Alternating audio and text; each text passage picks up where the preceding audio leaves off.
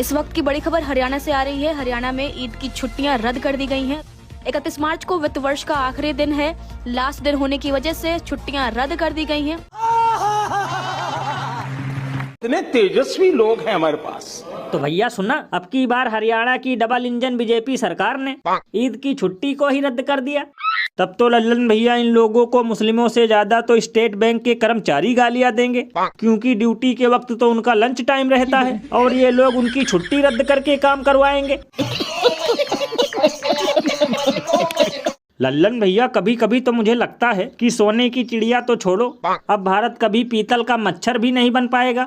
बताओ, ये सब देखकर तो उन शुद्ध हिंदुओं के दिल को भी भारी ठेस पहुंच गई होगी, जो ईद में मुसलमानों के घर सेवई खाने जाते हैं। क्योंकि सड़क पर नमाज पढ़ने के लिए रोकने तक तो ठीक था, लेकिन अब उनकी छुट्टी को भी हजम किया जा रहा है।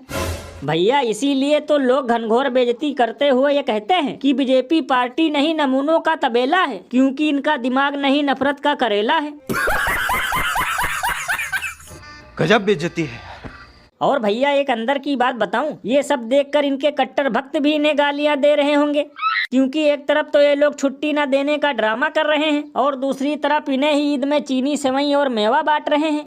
ये बिल्कुल सही कहा आपने, क्योंकि होली में हिंदुओं की खड़ी करके खाट, ईद में मुसलमानों को बांट रहे हैं सौगात। और अभी तो रुको, क्लाइमैक्स अभी बाकी है। 2047 में जब देश विकसित भारत बनेगा, सबसे ज्यादा बेनिफिशियरी आप लोग हैं।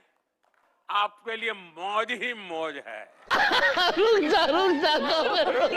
तो भैया सुना, मोदी जी युवाओं को संबोधित करते हुए ये कह रहे हैं कि जब 2047 में भारत विकसित राष्ट्र बनेगा, तब आपके मजे ही मजे होंगे।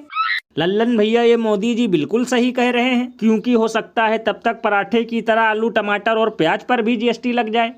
अरे बाप रे, ये तो धोती खोल रहा है। लल्लन भैया, कभी कभी तो मुझे लगता है कि बीजेपी वाले देशवासियों को मूर्ख नहीं बल्कि महामूर्ख समझते हैं, क्योंकि इनकी सारी स्कीमें ज्यादातर LIC की तरह होती है, यानी कि जिंदगी के बाद टाइप। क्योंकि 5 ट्रिलियन इकोनॉमी की डेट हर साल बढ़ा दी जाती है, स्मार्ट सिटी 10 सालों से बन रही है और बुलेट ट्रेन तो अभी वडनगर भी नहीं पहुंची।